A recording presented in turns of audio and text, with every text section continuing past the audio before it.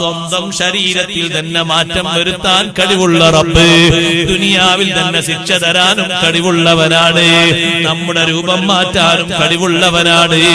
ഇതൊക്കെ ഓതിത്തരുമ്പോ അഷ്റഫുൽ ഖൽഖ് മുഹമ്മദുർ റസൂലുള്ളാഹി സ്വല്ലല്ലാഹു അലൈഹി വസല്ലം തങ്ങൾ അല്ലാഹുവിന്റെ ആയത്ത് ഓതിക്കൊടുക്കുമ്പോ പലരും നബി തങ്ങളെ പരിഹസിക്കുകയാണ്. ചിലര് പറയുന്നു അതൊരു പാട്ട് പാടുകയാണ്, കവിത ചൊല്ലുകയാണ്, ജ്യോത്സ്യന്മാര് ഓതിക്കൊടുത്ത വർത്തമാനങ്ങൾ പറയുകയാണ്. അവിടെയാണ് അല്ലാഹുവിന്റെ മറുപടി, വമാ അല്ലംനാഹു ശിഅറ വമാ യൻബഗി ലഹു ഇൻ ഹുവ ഇല്ലാ ദിക്റുൻ വഖുർആനും മുബീൻ. വമാ അല്ലംനാഹു ശിഅറ, കവിത നമ്മുടെ നബി തങ്ങൾക്ക് കവിത പഠിപ്പിച്ചിട്ടില്ല, പാട്ട് പഠിപ്പിച്ചിട്ടില്ല.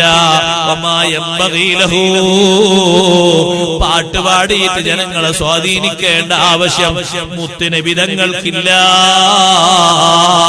പിന്നെ ഈ ഓതിക്കൊടുക്കുന്നത് എന്താണ്? ഇൻ ഹുവ ഇല്ലാ ദിക്റുൻ വഖുർആനും മുബീൻ, അത് വ്യക്തമായ ഖുർആനാണ്, അല്ലാഹുവിങ്കൽ നിന്നുള്ള ഉത്ബോധനമാണ്. ഒരിക്കലും അത് പാട്ടല്ല. എന്തേ അതിനെ സംബന്ധിച്ച് പലരും പാട്ടെന്ന് പറയാൻ കാരണം, മനുഷ്യനിൽ സ്വാധീനിക്കുന്ന ഒന്നാണല്ലോ പാട്ട്, മനുഷ്യനെ സ്വാധീനിക്കുന്ന ഒന്നാണ് കവിത. ചില കവിതകൾക്ക് മനുഷ്യന്റെ മനസ്സിൽ ആഴത്തിൽ സ്വാധീനം ഉണ്ടാകാറുണ്ട്, ചില പാട്ടുകൾക്ക് വലിയ സ്വാധീനം ഉണ്ടാകാറുണ്ട്. അപ്പൊ ഖുർആൻ കേട്ടിട്ട് ഓരോരുത്തരും നബി തങ്ങളെ സ്വീകരിക്കുമ്പോ പലരും പറഞ്ഞു പാട്ട് പാടിയിട്ട് സ്വീകരിക്കാണ്, കവിത ചൊല്ലിയിട്ട് ആളെ കൂട്ടാണ്. അല്ലാഹു പറഞ്ഞു പാട്ട് പാടുകയല്ല, കവിത ചൊല്ലുകയല്ല. ഇൻ ഹുവ ഇല്ലാ ദിക്റുൻ വഖുർആനും മുബീൻ, അതെ അത് ഖുർആനാണ് ഓതുന്നത്. മറ്റാരെങ്കിലും പാടുന്ന പാട്ട് നബി സല്ലല്ലാഹു അലൈഹി വസല്ലം എടുത്ത് പാടിയിട്ടുണ്ട്, അനുകൂലം പറഞ്ഞിട്ടുണ്ട്, സമ്മതം കൊടുത്തിട്ടുണ്ട്. പാട്ടിന്റെ വിഷയം വന്നതുകൊണ്ട് പറയട്ടെ, മദ്ഹൊക്കെ കേൾക്കും ചിലര്. കേൾക്കാൻ ഏറ്റവും നല്ലത് ഖുർആനാണ്, മദ്ഹിന് കുറവുണ്ട് എന്നല്ല. ഏറ്റവും കൂടുതൽ കേൾക്കേണ്ടത് എന്താണ്? ഖുർആനാണ്. മദ്ഹൊക്കെ കേൾക്കാം, മുത്തുനബി തങ്ങൾ കേട്ടിട്ടില്ലേ മദ്ഹ്? അധികരിപ്പിക്കേണ്ടത് മദ്ഹല്ല, അധികരിപ്പിക്കേണ്ടത് ഖുർആനാണ്. ഖുർആൻ നന്നായി. മുമ്പ് ഞാൻ ഒരിക്കലും വീട്ടിൽ പോയപ്പോ എനിക്ക് വലിയ സന്തോഷം തോന്നി. ഒരു വെള്ളിയാഴ്ച എന്നെ ഓർമ്മ ശരിയാണ്. രാവിലെ തന്നെ സുബഹി നിസ്കാരം കഴിഞ്ഞ് ആ വീട്ടിലുള്ള വീട്ടുകാരൻ പള്ളിയിൽ നിന്ന് ഖുർആനൊക്കെ ഓതിയിട്ട് ഞങ്ങൾക്ക് ഒരുമിച്ചാണ് ഒരു വീട്ടിൽ പോയത്. കുറച്ചു നേരം കഴിഞ്ഞപ്പോ ആ വീട്ടിന്റെ ഉള്ളിൽ നിന്ന് അൽക്കഹഫ് അങ്ങനെ ഓതുന്നു. അൽക്കഹഫ് ഓതുന്ന സമയത്ത് ആരും സംസാരിക്കുന്നില്ല, മക്കളൊക്കെ നന്നായി ശ്രദ്ധിക്കാണ്. എല്ലാവരും കേൾക്കുന്ന രീതിയിൽ പരിശുദ്ധമായ മക്കത്തുൽ മുക്കറമയിലെ ഇമാമിന്റെ ഓത്ത് ആ വീട്ടിൽ ഇങ്ങനെ മുഴങ്ങും. അതൊരു സന്തോഷം. നമ്മുടെ നാട്ടിലെ ആളുകൾ നേരെ മറിച്ച ഒരു വാഹനത്തിൽ പോകുകയാണെങ്കിലും മുട്ടും കൊട്ടും കരവിയുള്ള പാട്ടിട്ട് ഒരു പക്ഷേ കാത് പീസാക്കി കളയും. എന്നാൽ ആ പാടുന്ന എന്താന്ന് അവർക്കും മനസ്സിലാവില്ല, കേൾക്കുന്നവർക്കും മനസ്സിലാവില്ല. അഥവാ ഈ പാടുന്ന എന്താ? പാടുന്ന ഹിന്ദിയാണ്. ഹിന്ദി നിങ്ങൾക്ക് അറിയാം. മാലു നഹി കുച്ച് ബി നഹി ഒന്നും അറിയില്ല, അങ്ങനെ പാടുക. ആ പാട്ടിനനുസരിച്ച് ഇയാളിങ്ങനെ തുള്ളാണ്, ആ പാട്ടിനനുസരിച്ച് അയാളങ്ങനെ മുട്ടുകയാണ്, അതൊന്നും അറിയില്ല. പക്ഷെ അറബികൾ അങ്ങനെയല്ല. അവര് വാഹനം എടുത്ത് കുറച്ച് മുന്നോട്ട് പോയാൽ ഖുർആൻ ആ വാഹനത്തിൽ നിന്ന് അങ്ങനെ കേട്ട് സന്തോഷത്തോടെ ആസ്വദിച്ചു. സംസാരിക്കാൻ ഇപ്പുറത്തുള്ള ആള് തുടങ്ങിയെന്ന് കണ്ട അവര് പെട്ടെന്ന് ഓത്ത് നിർത്തുന്നു, സംസാരിക്കും. അത് കഴിഞ്ഞാൽ പിന്നെയും ഓത്ത്, പരമാവധി ഓത്ത് കേൾക്കുന്നത് നന്നായി ഇഷ്ടപ്പെട്ടിരുന്ന നേതാവാണ് സയ്യിദുനാ റസൂലുള്ളാഹി. അതുകൊണ്ടാണ് സ്വഹാബത്തിന്റെ ഓത്ത് തങ്ങൾ കേൾക്കാൻ ആഗ്രഹിച്ചതും കേട്ടതൊക്കെ. കേൾക്കാൻ വേണ്ടി തങ്ങൾ ഇരുന്നു കൊടുത്തത്, മദ്ഹും കേൾക്കാൻ ഇരുന്നു കൊടുത്തിട്ടുണ്ട്. പക്ഷെ അധികം തങ്ങൾ ബഹുമാനിച്ചതും കേട്ടതും സന്തോഷിച്ചതൊക്കെ ഖുർആനിന്റെ പേരിൽ. മദ്ഹ് പാടാനല്ലേ ഹസ്സാൻ ഇബ്നു സാബിത്ത് റളിയല്ലാഹു അൻഹു മദീന പള്ളിയിൽ മിമ്പർ കെട്ടിക്കൊടുത്തത്? മദ്ഹ് മോശമൊന്നുമല്ല, മദ്ഹ് സ്വീകരിക്കാം, നാത്തും സ്വീകരിക്കാം. പക്ഷേ പാടാൻ പാടില്ലാത്ത പാട്ടുകൾ അത് പാടരുത്. അതെറ്റാണത് പാടരുത്.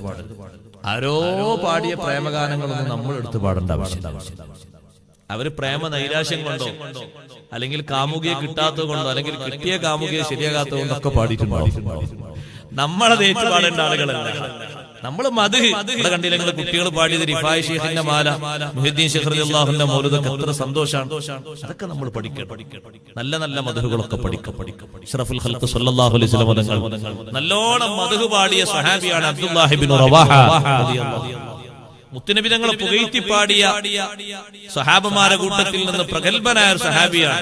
ആ സ്വഹാബിയെ പറ്റി തങ്ങൾ പറഞ്ഞു, ഇന്നാ ഖാക്കും ലാ യഖൂലുർ റഫസ്, നിങ്ങളെ സഹോദരൻ അബ്ദുല്ലാഹി ഇബ്നു റവാഹ വേണ്ടാത്തതൊന്നും പറയുന്ന ആളല്ല, നല്ലത് മാത്രം പറയുന്ന ആളാണ്. എന്നിട്ട് ആ സ്വഹാബി പാടിയ പദ്യം പാടി, വഫീനാ റസൂലുള്ളാഹി യത്ലു കിതാബഹു ഇദൻ ശഖ മഅറൂഫും മിനൽ ഫജ്രി സാത്തിഉ അറാനൽ ഹുദാ ബഅദൽ അമാ ഫഖുലൂബുനാ ബിഹി മുഖിനാതുൻ അന്ന മഖാല വാഖിഉ യബിതു യുജാഫി ജംബഹു അൻ ഫിറാശിഹി ഇദ ഇസ്തസ്ഖലത് ബിൽ മുശ്രികീനൽ മലാജിഉ. തങ്ങളും ആ പറയുന്ന പാട്ട് ഏറ്റുപാടി എന്നുള്ളത് വലിയൊരു സമ്മതമാണ്. അബ്ദുല്ലാഹി ഇബ്നു റവാഹ റളിയല്ലാഹു അൻഹു വലിയൊരു സമ്മതമാണ്. അതുപോലുള്ള നാത്തുകളും മദ്ഹുകളൊക്കെ പാട് നമ്മളെ വീട്ടിലും മുടങ്ങേണ്ടത് അതാണ്. മറ്റനാവശ്യ ഗീതങ്ങളും സംഗീതങ്ങളൊന്നും മുടങ്ങരുത്. ഇന്ന് എന്റെ ഉമ്മമാരോട് ഞാനൊരു ദുഃഖം പറയട്ടെ, സങ്കടം പറയട്ടെ. ഇന്ന് അവർ നോക്കാനും ഒന്ന് ആട്ടി തൊട്ടിലിട്ട് ആട്ടാനും നേരല്ല ആളുകൾക്ക്. നേരല്ല എന്നാണ് ആൾക്കാർ പറയുന്നത്, നേരം ഉണ്ടായിട്ടില്ലെന്ന് അറിയില്ല. അപ്പൊ അവിടെ പതുക്കെ മൊബൈൽ ഒന്ന് ഓൺ ചെയ്ത് കൊടുക്കും. കുട്ടികൾ കരയാണെങ്കിൽ ആ കുട്ടികളുടെ കയ്യിൽ കൊടുക്കും എന്തെങ്കിലും ഒരു കോമഡി ശബ്ദങ്ങൾ, അല്ലെങ്കിൽ സാങ്കല്പിക കഥകൾ, അല്ലെങ്കിൽ കുറെ കാർട്ടൂണുകൾ, അങ്ങനെ പലതോ കൊടുക്കും. നല്ല നല്ല ചരിത്രങ്ങൾ, കഥകളാണ് പഴയകാലത്ത് ഉമ്മമാര് പഠിപ്പിച്ചിരുന്നത്. ഭക്ഷണം കഴിക്കാത്ത കുട്ടിയെ മടിയിൽ ഇരുത്തിയിട്ട് മൂസാ നബിന്റെ ഒരു കഥ, ഈസാ നബി അലൈഹി ഇസ്ലാമിന്റെ ഒരു കഥ, അങ്ങനെയുള്ള കഥകളുണ്ടല്ലോ. അതാണ് പഴയ കാലത്ത് ഉമ്മമാര് പറഞ്ഞിരുന്നത്. അപ്പൊ അത് കേട്ടുകൊണ്ട് സന്തോഷത്തോടെ ഭക്ഷണം കഴിക്കുന്നു, കേൾക്കുന്നു, രണ്ടും സന്തോഷം. ഇന്നതല്ല, ഇന്ന് വേറെ കുറെ കഥയാണ്. മണ്ടപ്പന്റെ കഥ, വേറെ കുറെ ആൾക്കാരെ കഥ, വേറെ കുറെ കഥകള്, അതൊക്കെ കേൾക്കുന്നു. അതുകൊണ്ട് കുട്ടികളെ മനസ്സിൽ കാര്യമായിട്ടൊന്നും ഉദിക്കൂല, ഒരു വാസനകൾ ഉയർന്നു വരൂല. കുറെ കാർട്ടൂണുകൾ ഇങ്ങനെ കണ്ടിട്ടെന്താ കാര്യം? അതിനനുസരിച്ച് മ്യൂസിക് ഉണ്ടാകും. അത് ഏറ്റവും വലിയ മോശം. മ്യൂസിക് കേൾക്കുന്നത് ഹലാലല്ല, ഹറാമാണ്. ഇബ്നു ഹജർ റഹ്മത്തുള്ളാഹി അലൈഹി പറഞ്ഞതാണ് ഹറാമാണ്. ഞാൻ എന്റെ വക പറഞ്ഞതല്ല. എന്നിട്ട് അതിങ്ങനെ കേട്ടിട്ടാണ് നമ്മുടെ കാതും നമ്മുടെ മനസ്സൊക്കെ മരവിച്ചു പോകുന്നത്. പഴയകാലത്ത് ആ കുട്ടിയുടെ തൊട്ടിലിന്റെ അടുത്ത് വെച്ച് ഉമ്മമാര് അവര് സന്തോഷത്തോടെ ഇങ്ങനെ തൊട്ടിലിങ്ങനെ ആട്ടിക്കൊണ്ടിരിക്കുന്ന സമയത്ത് ഹസ്ബി റബ്ബി ജല്ലല്ലാഹ് മാ ഫീ ഖൽബി ഗൈറുല്ലാഹ് നൂർ മുഹമ്മദ് സ്വല്ലല്ലാഹ് ലാ ഇലാഹ ഇല്ലല്ലാഹ്. അങ്ങനെ ചൊല്ലുമ്പോ തന്നെ എന്തൊരു സന്തോഷമാണ്. മുത്തുനബി തങ്ങളെ താരാട്ട് പാടിയിരുന്ന, ഉറക്കിയിരുന്ന ശൈമാ ബീവി റളിയല്ലാഹു അൻഹാ തൊട്ടിലിൽ പിടിച്ച് ഇങ്ങനെ ആട്ടിക്കൊണ്ടിരിക്കുന്ന സമയത്ത് ചൊല്ലിയിരുന്നത്, യാ റബ്ബനാ അബ്ഖീ ലനാ മുഹമ്മദാ, യാ റബ്ബനാ അബ്ഖീ ലനാ മുഹമ്മദാ. റബ്ബേ, ഈ കുട്ടിയെ ഞങ്ങൾക്ക് നീ ഒരുപാട് കാലം ബാക്കിയാക്കി തരണം. സന്തോഷമുള്ള വരികളാണ് ചൊല്ലിയിരുന്നത്. കുട്ടിക്കാലത്തും യൗവനത്തിലും വാർദ്ധക്യത്തിലും ഒരു കേടുപാടുകളും പറ്റാതെ ഈ കുട്ടി എങ്ങനെ ബാക്കിയാക്കി തരണം. സന്തോഷത്തോടെയുള്ള വചനങ്ങളാണ് ചൊല്ലിയിരുന്നത്. തങ്ങൾ കേൾക്കാൻ ആഗ്രഹിച്ചിരുന്നതും അങ്ങനത്തെ മദ്ഹുകളാണ്. കല്യാണ സദസ്സിലേക്ക് വരുമ്പോ ബദരീങ്ങളെ പറ്റിയല്ലേ ചെറിയ മക്കള് പാട്ടുപാടിയിരുന്നത്. ദഫ്മുട്ടിയിട്ട് പാട്ടുപാടിയപ്പോ കട്ടിലിൽ ഇരുന്നിട്ട് ആ പാട്ട് കേട്ട നേതാവാണ് സയ്യിദുനാ റസൂലുള്ളാഹി. ഇന്നത്തെ കല്യാണങ്ങളിൽ മുഴങ്ങുന്ന ശബ്ദങ്ങൾ സങ്കടങ്ങളാണ്. പിശാചിന്റെ കുയലൂത്തുകൾ അവിടെ നടത്തരുത്. ബദരീങ്ങളെ മദ്ഹ് അവിടെ പാടണം. മുത്തുനബി സല്ലല്ലാഹു അലൈഹി വസല്ലം മദ്ഹ് പാടണം. അതും സഹോദരങ്ങളെ പേരിനും പ്രശസ്തിക്കും പെരുമക്കും വേണ്ടിയാകരുത്. നല്ല നിയ്യത്തോടുകൂടെ വന്നിരിക്കുന്ന ആളുകൾ ഒരു 10 മിനിറ്റ് അത് ശ്രവിക്കുന്ന രൂപത്തില് ശബ്ദകോശങ്ങൾ ദോഷങ്ങളെ കൊണ്ട് ബുദ്ധിമുട്ടുണ്ടാകാതെ നല്ല രൂപത്തിലുള്ള പദ്യങ്ങൾ ആലപിക്കണം, സുന്നത്താണ്. ദഫ് മുട്ടുന്നത് കല്യാണത്തിന് പുതിയാപ്പിള ഇറങ്ങുമ്പോഴും പുതിയാപ്പിളെ സ്വീകരിക്കുമ്പോഴും നല്ലതാണ്. അതേ, ബദരീങ്ങളെ മദ്ഹ് ചൊല്ലുന്നത് നല്ലതാണ്. മുത്തുനബി സല്ലല്ലാഹു അലൈഹി വസല്ലം ഞങ്ങളെ മദ്ഹും ബദരീങ്ങളെ മദ്ഹിൽ പെട്ടുപോയി. കാരണം ബദരീങ്ങളുടെ നേതാവ് ഒന്നാമത്തെ ആള് സയ്യിദുനാ റസൂലുള്ളാഹി സല്ലല്ലാഹു അലൈഹി വസല്ലം തങ്ങളാണ്. അതാണ് ശീലിക്കേണ്ടത്. ഇന്ന് 10, 20,000, 25,000 ചുരുങ്ങിയ കണക്കാ പറയുന്നത്. നീണ്ടത് 2 ലക്ഷം അതിലധികം വരെ പോകും. പാടാനും അതിന്റെ ഹാർമോണിയം മുഴക്കാനും കുയലൂത്ത് നടത്താനുമുള്ള ഒരു സംഘത്തെ കൊണ്ടുവരികയാണ്. അങ്ങനൊന്നും നമ്മളെ നാട്ടിലും വീട്ടിലും കല്യാണം നടത്തരുത്. പച്ച ഹറാമ് ചെയ്തിട്ട് പണം ദുരുപയോഗപ്പെടുത്തരുത്. അതെന്തൊക്കെ ചെയ്താലും ഏതെങ്കിലും ഉസ്താദ് സംസാരിച്ചാലും ഏതെങ്കിലും ഉസ്താദ് കല്യാണത്തിൽ വരാറുന്നാൽ അത് മാത്രമേ സംസാരമാകുള്ളൂ. അവിടെ എന്താ മുട്ടിയത് മുഴങ്ങിയത് അതൊന്നും നോട്ടുണ്ടാവൂല. അങ്ങനെയാണ്. ഞാനൊരു സ്ഥലത്ത് കല്യാണത്തിൽ പോയി. വളരെ സ്നേഹത്തോടെ വിളിച്ചിട്ടാ പോയത്. കുറെ ദൂരം താണ്ടി വന്നു. പോയി നോക്കുമ്പോ ഒരു സാധനം ഇങ്ങനെ മുഴങ്ങുന്നു, ഒരാളിങ്ങനെ. അതിനനുസരിച്ച് അപ്പുറത്ത് ഇങ്ങനെ പാട്ട് വരുന്നു, ഇപ്പുറത്തൊരു കൊട്ട്, ഇപ്പുറത്ത് ഇങ്ങനെ എന്തൊരു പലക വെച്ചിട്ട് ഒരാളിങ്ങനെ പാടുന്നുണ്ട്.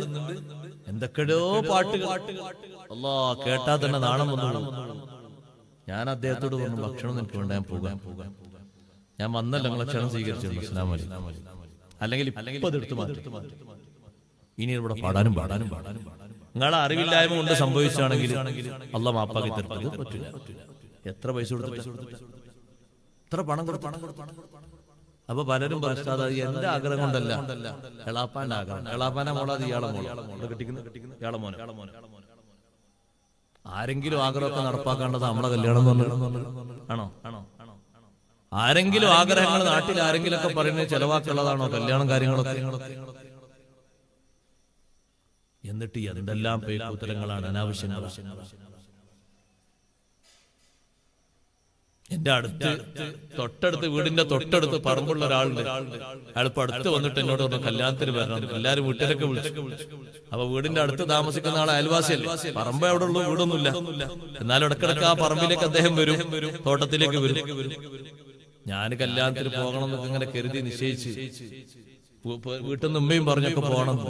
പരിപാടി കഴിഞ്ഞ് രാത്രി അയാളെ വീട്ടുമുറ്റത്തോട് ഇങ്ങനെ പോകുന്ന സമയത്ത് സുബ്ഹാനല്ലാഹ് 12 മണിക്ക് മലക്കളെ പോലും ഉറങ്ങാൻ പറ്റില്ല.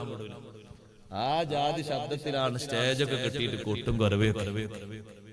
പിന്നെ കല്യാണത്തിന് പോണ പടിക്ക് ചവിട്ടാൻ പാടില്ല. കല്യാണം ഒരു സുന്നത്തിന്റെ പേരിൽ എന്തിനാ 10-20 ഹറാമൊന്നായിട്ട് ഉണ്ടാക്കി തീർക്കുന്നത്? കല്യാണം കഴിക്കാന്നൂടെ? എന്നെക്കാലം മെച്ചതായിരിക്കും, അവനെ കുറ്റം കിട്ടൂല.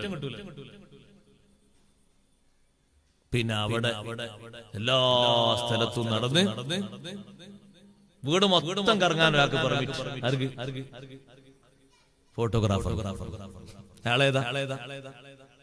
ഈ പെൺകുട്ടിയെ കാണാനും ആ വീട്ടിലുള്ളവരെ പകർത്താനും ഇയാൾക്ക് എന്ത് അധികാരം? പകർത്തേണ്ട ആവശ്യമുണ്ടോ ഇല്ലെന്നുള്ള വേറെ കഥ. അതിന്റെ പണം വേറെ ചെലവഴിച്ചു. പിന്നെ ഇയാൾ എല്ലാ സ്ഥലത്തും കറങ്ങുന്നു, ആർക്കും ഒരു പ്രശ്നമില്ല. ആ വീട്ടിൽ പുതുനാരിയായിട്ട് ഇരിക്കുന്ന ഒരു പെണ്ണുണ്ട്, അന്ന് എല്ലാവർക്കും പെർമിറ്റാണ്. തൊടാനും മുസാഫഹത്ത് ചെയ്യാനും എല്ലാത്തിനും ഒന്ന് ചേർന്ന് നിന്ന് ഫോട്ടോ എടുക്കാനും തനിച്ച ഹറാമുകളാണ്. ചോദിക്കുമ്പോൾ അത് ബോയ് ഫ്രണ്ടാണ്, മറ്റേത് ബോയ് ഫ്രണ്ടിന്റെ ബോയ് ഫ്രണ്ട്. നാട്ടിൽ മൊത്തം മുറ്റത്ത് കറങ്ങി വെച്ചു കൊടുത്താൽ പോരുതാ, വേണ്ടവർക്ക് എന്തും ചെയ്തോളി. ലാസ്റ്റ് എല്ലാതും കഴിഞ്ഞിട്ട് കൊണ്ടുപോകാൻ. എന്താ സഹോദരങ്ങളെ, ഇതൊരു അങ്ങാടി ചരക്കാണോ? ഒരൊറ്റ ഹറാമിലും നമ്മുടെ കല്യാണത്തിന് സാക്ഷിയാകരുത്. അതിന് പറ്റുകയാണെങ്കിൽ നടത്തിയാൽ മതി.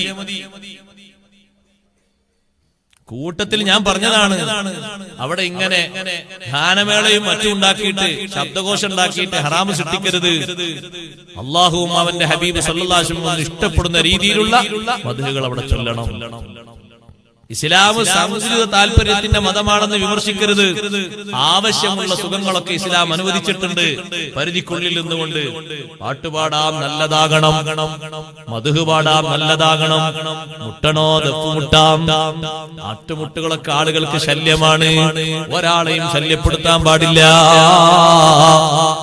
പടക്കം പൊട്ടിച്ചിട്ട് ആരോ ജയിച്ചതിന്റെ പേരിലോ തോറ്റതിന്റെ പേരിലോ ഒരാളെ ഉറക്കം കെടുത്തിയാൽ, തൊട്ടിലിൽ കിടക്കുന്ന ഒരു കുട്ടിയുടെ ഉറക്കം കെട്ടുപോയാൽ, പ്രായാധിക്യമുള്ളൊരു വാപ്പാന്റെയോ ഉമ്മാന്റെയോ ഉറക്കുണർന്നു പോയാൽ ആ പേരിൽ അല്ലാഹു തആല അവനൊരു ശിക്ഷ രേഖപ്പെടുത്തും. ഒരാളെയും ഉറക്കം കെടുത്താൻ പറ്റൂല. അത് രാത്രി 2 മണിക്കാണ് ജയിച്ച വിവരം അറിഞ്ഞിട്ട് ഒന്ന് പൊട്ടിച്ചു എന്ന് കരുതിക്കോളൂ. ആ ഇടങ്ങേറിന്റെ പേരിൽ അക്രമത്തിന്റെ ശിക്ഷ വാങ്ങണം മനുഷ്യ. ഒരാളെയും ശല്യപ്പെടുത്താൻ പാടില്ല, ഒരാൾക്ക് ഇടങ്ങേറുണ്ടാക്കാൻ പാടില്ല. ലാ ളററ വലാ ളിറാറ ഫിൽ ഇസ്ലാം. ഒരാൾക്കും ശല്യമാകുന്ന ഒന്നും ഇസ്ലാമിലില്ല. കല്യാണത്തിന്റെ അന്ന് രാത്രി അതിന്റെ തലേന്ന് പടക്കങ്ങളോ പടക്കം പൊട്ടിച്ചിട്ട് എത്ര ആളുകൾക്കാണ് അതുകൊണ്ട് ഇടങ്ങേറ്. ഞെട്ടി ഉണരുകയാണ്, നിസ്കാരത്തിലുള്ളവരെ ഇടങ്ങേറാവുകയാണ്. കുട്ടിയെ തൊട്ടില് തൽക്കാലം ഉറക്കിയിട്ട് അടുക്കളയിൽ എന്തോ ജോലിക്ക് പോയ ഉമ്മ കരച്ചിൽ കേട്ട് വീണ്ടും തിരിച്ചു വരികയാണ്. പിന്നെ ആ കുട്ടി ഉറങ്ങുന്നില്ല. കുട്ടി ഞെട്ടി പേടിച്ചുണർന്നു പോയി. മണിക്കൂർ കണക്കിന് ഉറക്കം നഷ്ടപ്പെട്ട് ആ മാതാവ് കുട്ടിയെ ഉറക്കാൻ ബുദ്ധിമുട്ടുകയാണ്. മരുന്ന് കഴിച്ചിട്ട് ആശ്വാസത്തോടെ കിടന്നുറങ്ങിയ വൃദ്ധയായ മാതാവും പിതാവും ഉറക്കുണർന്നു പോയി. സുബഹി വരെ പിന്നെ അവർക്ക് ഉറക്കമില്ല. ഒരു സന്തോഷത്തിന്റെ പേരിൽ ഇങ്ങനെ ചെയ്യാവോ? പാടില്ല കേട്ടോ. ഇസ്ലാമിൽ അങ്ങനെ മറ്റൊരാളെ ഇടങ്ങേറാക്കുന്ന ഒരു സന്തോഷവുമില്ല. നമ്മൾ നന്നായി ശ്രദ്ധിക്കണം. അതെന്തിന്റെ പേരിലാണെങ്കിലും ശരി, അങ്ങനത്തെ ശല്യപ്പെടുത്തുന്ന ഒരു സന്തോഷവും ഇസ്ലാമിലില്ല. പാകത്തിലുള്ള സന്തോഷങ്ങളൊക്കെ ഇസ്ലാമിലുണ്ട്. നല്ല നല്ല പാട്ടുകൾ പാടി കേൾക്കുന്ന ആളുകൾക്ക് കൂലി കിട്ടുന്ന, പാടുന്നവർക്ക് കൂലി കിട്ടുന്ന, ആഖിറത്തിൽ സന്തോഷം കിട്ടുന്ന നല്ല നല്ല പാട്ടുകൾ. ചില കല്യാണങ്ങളിലൊക്കെ പോകുമ്പോൾ നബി സല്ലല്ലാഹു അലൈഹി വസല്ലം ചോദിക്കും, ഇവിടെ ദഫ് മുട്ടാനൊന്നും ആരുമില്ലേ? അപ്പൊ ഇസ്ലാം ഒരു പരിമിതമായ കാഴ്ചപ്പാടിൽ വേണ്ട സന്തോഷങ്ങളൊക്കെ നൽകിയിട്ടുണ്ട്. പരിധി വിട്ടൊന്നും ഇസ്ലാം നൽകൂല. കാരണം അള്ളാഹുവിന്റെ ദീനല്ലേ. ഓരോരുത്തർക്കും തോന്നുമ്പോൾ ഉണ്ടാക്കാൻ പറ്റിയതല്ലേ. പെരുന്നാൾ ദിവസം മുത്തുനബി സല്ലല്ലാഹു അലൈഹി വസല്ലം വീട്ടിൽ വന്ന് 2 കുട്ടികൾ പാട്ടുപാടാണ്. അഷ്റഫുൽ ഖൽഖ് സല്ലല്ലാഹു അലൈഹി വസല്ലം തങ്ങളുടെ വീട്ടിൽ വന്ന് ഇമാം ബുഖാരി തങ്ങളുടെ സ്വഹീഹിൽ രേഖപ്പെടുത്തിയ ഹദീസാണ്. അബൂബക്കർ സിദ്ദീഖ് റളിയല്ലാഹു അൻഹു പെരുന്നാൾ നിസ്കാരം കഴിഞ്ഞ് വീട്ടിലേക്ക് പോയി. പിന്നെ നേരെ ഇങ്ങോട്ട് വരാണ്. എവിടേക്ക്? മുത്തുനബി സല്ലല്ലാഹു അലൈഹി വസല്ലം വീട്ടിലേക്ക്. അങ്ങനെ വീട്ടിലേക്ക് പോകുമല്ലോ, ഒന്ന് ഭക്ഷണം കഴിക്കാനൊക്കെ. ഒരു കുടുംബങ്ങളാണല്ലോ. ആയിഷ റളിയല്ലാഹു അൻഹയാണ് ആ വീട്ടിലുള്ളത്. സിദ്ദീഖ് തങ്ങളുടെ മോളാണ്. ഈ 2 കുട്ടികൾ പാട്ടുപാടാൻ, ചെറിയ 2 പെൺകുട്ടികളാണ്. ഓരങ്ങനെ പാട്ടാടാൻ പോണ പെൺകുട്ടികളൊന്നല്ല. തങ്ങളെ വീട്ടിൽ വന്നപ്പോ രസത്തിനാണ് പാട്ട് പാടിയതാണ്. സിദ്ദീഖ് റളിയല്ലാഹു അൻഹു വന്നിട്ട് കണ്ണുറ്റിട്ടൊരു നോട്ടം നോക്കി. കുട്ടികൾ പേടിച്ചിട്ട് പാട്ട് നിർത്തിപ്പോയി. അപ്പൊ ആ കട്ടിൽ ഇങ്ങനെ ചെരിഞ്ഞ് കിടക്കുന്നുണ്ട് അഷ്റഫുൽ ഖൽഖ് റസൂലുള്ളാഹി. മക്കളെ ഉറക്ക സ്വലാത്തല്ലേ അഷ്റഫുൽ ഖൽഖ് റസൂലുള്ളാഹി. സ്വലാത്ത് ഉറക്ക ചൊല്ലണം. നമ്മുടെ സദസ്സിന്റെ ബർക്കത്താണ്. അല്ലാഹു സ്വീകരിക്കുമാറാകട്ടെ. എന്താ പാട്ട് നിർത്തിയെന്ന് കേട്ട് തങ്ങൾ ഇങ്ങനെ എണീറ്റ് നോക്കുമ്പോ സിദ്ദീഖ് റളിയല്ലാഹു അൻഹു ഇങ്ങനെ നോക്കുന്നുണ്ട് കുട്ടികളെ. അപ്പൊ തങ്ങൾ പറഞ്ഞു, ദഅഹുമായ അബൂബക്കർ തങ്ങളെ കുട്ടികളെ വിട്ടേക്കൂ, അവർ പാടിക്കോട്ടെ. ഹാദാ ഈദുനാ, ഇത് നമ്മുടെ ആഘോഷ ദിനമല്ലേ. ഇന്നലി കുല്ലി ഉമ്മിനി കുല്ലി ഖൗമിൻ ഈദ്, ഓരോ വിഭാഗത്തിനും ഓരോ ആഘോഷമുണ്ട്. ഇത് നമ്മുടെ പെരുന്നാൾ ദിനമല്ലേ. കുട്ടികൾ പാടിക്കോട്ടെ, നിങ്ങൾ കണ്ണുരുട്ടി പേടിപ്പിക്കണ്ട. സിദ്ദീഖ് റളിയല്ലാഹു അൻഹു ചിന്തിക്കുന്ന, പടച്ചോനെ ശൈത്താന്റെ കൊയലൂത്ത് മുത്തുനബി തങ്ങളെ വീട്ടിലും വന്നോ. എന്തൊരു അച്ചടക്കത്തിന്റെ, ആദരവിന്റെ, ബഹുമാനത്തിന്റെ വീടാണത്. ഇവിടെയും ഇങ്ങനെ ശബ്ദഘോഷം ഉണ്ടാകുന്നു. ചെറിയ മക്കളല്ലേ പാട്ടുപാടുന്നത്. ആഘോഷത്തിന്റെ ദിനമല്ലേ, അവർ പാടിക്കോട്ടെ. നമ്മുടെ വീട്ടിന്റെ ഉള്ളിൽ വിരുന്നിന് വന്ന മക്കൾ കൂടിയിട്ട് അവരങ്ങനെ തട്ടുംപുറത്തിരുന്ന് റൂമിൽ നിന്ന് അങ്ങനെ പാട്ടുപാടുകയാണ്. നല്ല പാട്ട് പാടിക്കോട്ടെ, അതിന് എതിർക്കണ്ട. ആഘോഷത്തിന്റെ ദിനമല്ലേ, സന്തോഷത്തിന്റെ ദിനമല്ലേ. പാടാൻ പറ്റാത്ത വീട്ടിന്റെ ഉള്ളിലും പറ്റൂല, പുറത്തും പറ്റൂല, എവിടെയും പറ്റൂല. നല്ല പാട്ടുകൾ അവർ പാടിക്കോട്ടെ. ദുനിയാവിൽ ത്യാഗം തരുന്നത്, മഹാന്മാരെ അനുസ്മരിപ്പിക്കുന്നത്, അല്ലാഹുവിന്റെ റഹ്മത്ത് എണ്ണി പറയുന്നത്, ഖബറിനെ ഓർമ്മിപ്പിക്കുന്നത്, പരലോകത്തെ ഓർമ്മിപ്പിക്കുന്നത്, മുത്തുനബി തങ്ങളെ മദ്ഹായി പറയുന്നത്, മഹാന്മാരുടെ മദ്ഹിന്റെ ഗുണങ്ങൾ എണ്ണി പറയുന്നത്. ഇഷ്ടം പോലെ പാടിക്കോട്ടെ, സന്തോഷമാണ്. അല്ലാത്തത് വേണ്ട, പാകത്തിനുള്ളത് മതി. അതിലപ്പുറം അല്ലാഹു തആലാന്റെ ഹിസാബ് നമ്മൾ മറക്കരുത്. എന്റെ പൈസ കൊണ്ടല്ലേ ഞാനത് ചെയ്യുന്നത്, മൊയ്ലിയാർ ആരാത് പറയാനൊന്നും ചോദിക്കണ്ട. മൊയ്ലിയാർ പറയുന്ന ദീനാണ്, മഹാന്മാര് പഠിപ്പിച്ചതനുസരിച്ച്. ഇതിൽ മാറ്റവും സ്വീകരിച്ചാലും സ്വീകരിച്ചവർക്ക് കാര്യം, അല്ലാത്തവർക്ക് സ്വീകരിക്കേണ്ട, അത്രയേ ഉള്ളൂ. നമ്മുടെ വിഷയം ഓർമ്മപ്പെടുത്തി. ഞാൻ എന്നെ കുറിച്ചല്ലേ ചിന്തിക്കേണ്ടത്, പക്ഷെ സമൂഹത്തിൽ പറയേണ്ട വിഷയങ്ങളൊക്കെ പറയണമല്ലോ ഉസ്താദുമാര് പഠിപ്പിച്ചതുപോലെ. അതുകൊണ്ട് ഖുർആനെ പറ്റി ഒരു പാട്ടാണെന്ന് പറഞ്ഞപ്പോ അല്ലാഹു തആല പറഞ്ഞത് പാട്ടല്ല, ഖുർആൻ അല്ലാഹുവിന്റെ ദിക്റാണ്.